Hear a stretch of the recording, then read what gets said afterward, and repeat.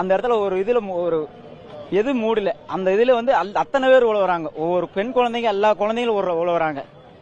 அப்படி சைடுல தள்ளி விட்டு அப்படி இது பண்றான். அந்த ஒரு பஸ் வந்து நின்னது ஒண்ணுதான். வந்த உடனே போலீஸ்காரங்க லத்தியில 2 வீடு அடிச்சோடனே எல்லாருமே சைடு வந்து அந்த சைடுல தள்ளு இருந்தா பிரச்சனையே. அதுக்கு முன்னாடி எந்த ஒரு எதுவுமே இல்லாம எல்லாம் கரெக்டா தான் இருந்தோம்.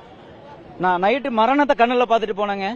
இதை வந்து உடனே வந்து நம்ம தளபதி இதோ தப்பு இது இந்த மாதிரி இடத்துல இது பண்ணாரு அது பண்ணாருனால சொல்றதுக்கெல்லாம் வேஸ்ட்.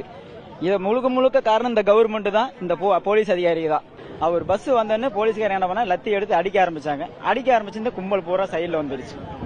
சைடுல வந்ததுதான் பிரச்சனையே. சைடுல வந்து எல்லாம் ஒன்னும் பண்ண முடியலைங்க. பொம்பளைங்க எல்லாம் மூச்சு விட முடியாம அலவுறாங்க.